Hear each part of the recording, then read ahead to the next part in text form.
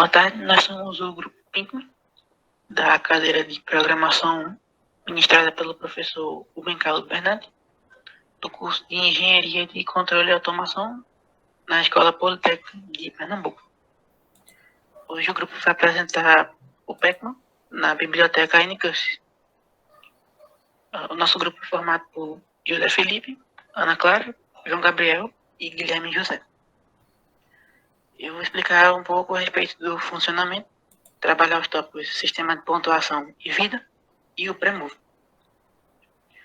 Bom, o jogador ele tem como objetivo principal comer todas as pastilhas, que são as bolinhas brancas que estão espalhadas ao longo do mapa, enquanto ele tenta sobreviver ao ataque dos fantasmas que vão perseguir ele. Cada bolinha que o jogador ele come soma uma pontuação no score, e se ele conseguir comer todas as pastilhas, ele vence. Caso haja uma colisão com um fantasma, o jogador ele perde uma vida. No total são dadas 3 vidas, e caso o jogador perca todas as 3, é game over. A movimentação do Pac-Man ela é bem simples e intuitiva, ela usa apenas as teclas direcionais para frente, para trás, para a esquerda e para a direita. Essa movimentação ela implica no pré-move o seguinte quesito: caso seja dado um comando para uma determinada direção e essa determinada direção não puder ser executada já que está sofrendo colisão com a barreira, ele será executado assim que houver uma oportunidade. Exemplo: caso o jogador esteja no labirinto e ele pressione a tecla para ir para cima e em cima dele tenha uma barreira, o Pac-Man vai esperar até a próxima abertura e vai executar o comando que foi dado posteriormente. Nesse caso, vai para cima.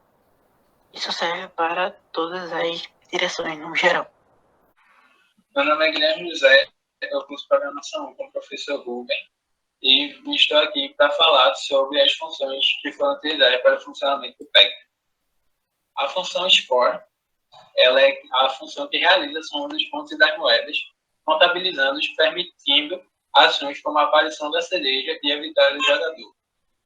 Isso ocorre quando o computador reconhece na posição atual do Pac-Man se tem um ponto, e então os pontos são adicionados ao score e apagados. Isso também vai valer para o pastilhão, que tem uma função a mais, onde ele altera a função, o modo dos fantasmas. A função do controle, ela está responsável por fazer a movimentação do Pac-Man. A movimentação do Pac-Man vai ocorrer a partir do momento em que um dado do teclado é fornecido ao computador, onde esse dado vai ser armazenado em uma variável, e o computador vai verificar se na direção selecionada tem uma parede. Caso não, o Pac-Man irá se locomover.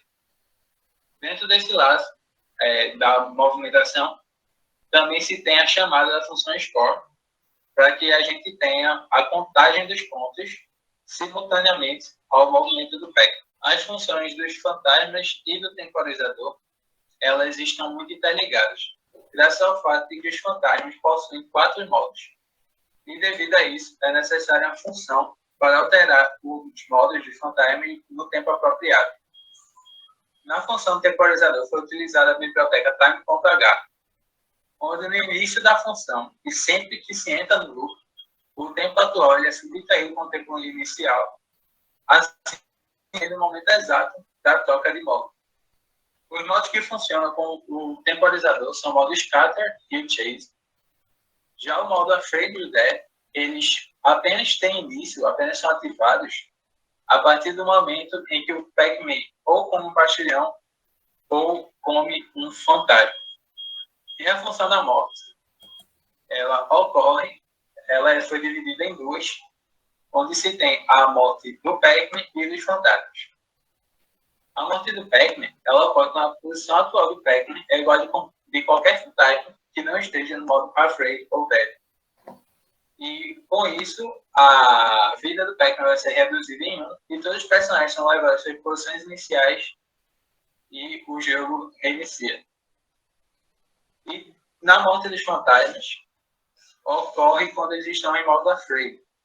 e tem a mesma posição que o Pac-Man, assim mudando o seu modo para deve e retomando a posição inicial enquanto o restante do jogo continua a rodar normalmente.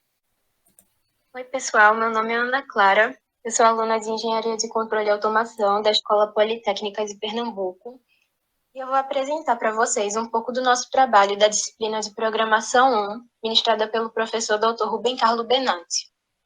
Eu vou explicar para vocês o que foi feito na criação do nosso menu do nosso Pac-Man em Ncurses. Bom, pessoal, Ncurses é uma biblioteca de linguagem C que permite trabalhar com um cursor. Dá para dizer que ela amplia a possibilidade de trabalhar com o nosso teclado.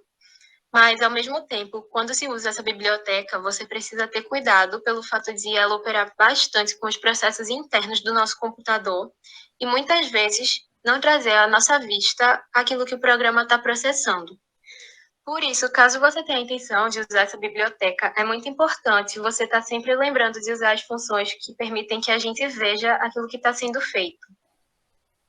Caso contrário, o seu programa pode ficar ótimo, funcionando com a lógica boa, porém você não vai ver nada do que está sendo feito e é como se nada tivesse acontecendo. No caso do menu do nosso grupo, foi usada uma inicialização padrão de janelas do menu principal, usando a função initScreen, que é essa init-scr, depois uma cbreak para receber o que foi digitado, mas também podia ter sido uma raw, raw. Depois a gente usou a noecho para evitar lixo na tela e a gente terminou a inicialização usando o refresh, que é justamente uma das funções que traz à nossa vista aquilo que está sendo feito. Mais para frente, quando a gente criar novas janelas, essa função vai virar a wrefresh, que ela recebe um argumento, esse argumento sendo justamente o nome daquela janela que a gente quer que aquilo que a gente está programando seja impresso. Assim, ela vai trabalhar de uma forma mais específica. E é isso. O próximo item é o encerramento de janelas, que a gente fez com clear e endwin. Clear é uma função para a gente limpar aquilo que está impresso na tela, que foi mostrado com o refresh ou o wrefresh. Mas não existe só clear, existem várias outras funções em Ncurses que podem fazer esse mesmo trabalho.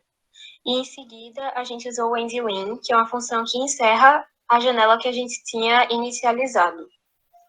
E agora eu vou falar um pouco sobre a lógica do funcionamento do nosso menu. Bem, você tem algumas opções de teclas para escolher que resultam em ações pré-definidas do nosso código. E caso você opte por uma tecla que não seja nenhuma dessas, ele vai entender que você não quer nenhuma dessas opções e vai fechar tudo.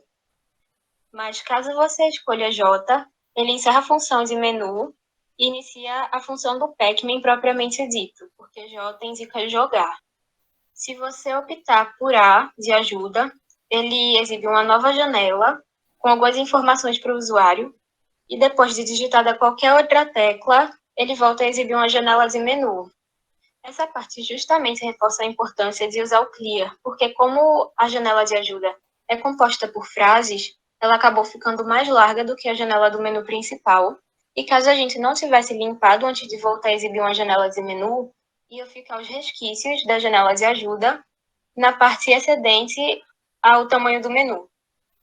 E por fim, se você escolher a tecla S de sair, ativa a função exit1, que é uma função muito boa, porque dá para aplicar ela em várias outras situações, que é uma função que fecha o programa todo de uma vez.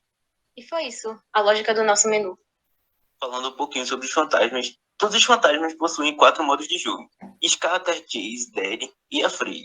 Com a ausência do Power Up, o pastilhão, o sistema troca entre Scatter e o Chase. O modo Scatter dura sempre 7 segundos, de acordo com o nosso código, e o modo Chase 20 segundos. No primeiro, cada fantasma tem como alvo uma ponta diferente do mapa. Blink, o canto superior direito, Pink, o canto superior esquerdo, Ink, o canto inferior direito e Clyde, o canto inferior esquerdo. O modo Dead é atingido quando o Pac-Man atinge a mesma posição do fantasma, após tocar o pastilhão. Ou seja, eles precisam estar no modo Afraid. No Dead, os fantasmas voltam à posição inicial. No modo Afraid, todos eles possuem a postura aleatória sobre a movimentação. No modo Chase, eles recebem alvos diferentes. Vamos ver. O Blink, o fantasma vermelho, é o mais agressivo deles e possui alvo na posição em que o Pac-Man se encontra. Em primeiro momento, o Blink já está fora da casa dos fantasmas inicial. Pink. O fantasma rosa, conhecido como estrategista do bando, tem seu alvo 4 blocos à frente da direção em que o Pac-Man se encontra. Por exemplo, se o Pac-Man estiver andando para a direita, seu alvo vai ser 4 blocos à direita do Pac-Man. Ink. A movimentação X do Ink é calculado da seguinte forma: ao ver a direção exata do Pac-Man, somar 2 blocos à frente na direção e somar com o dobro da diferença entre o Pac-Man e o fantasma Blink. Clyde. Apesar de querer manter sempre a distância, o Clyde tem que ser tratado como uma ameaça. O mais imprevisível dos fantasmas, por estar mais a outros blocos de distância do Pac-Man, adquire postura semelhante ao Blink. Porém, quando a distância é menor, o fantasma tem como alvo o mesmo de sua posição scatter, ou seja, a ponta inferior esquerda. No nosso código, por não aparentar uma cor laranja ou amarelada, o Clyde atinge uma cor esverdeada. Todos os fantasmas utilizaram a fórmula da distância para calcular a posição em que se deseja ir. A distância é igual à raiz do quadrado da diferença entre as posições x e y. As posições x e y utilizadas foram a posição x do fantasma atual e a posição x alvo. Mesma coisa com y. A posição y inicial do fantasma e a posição y alvo.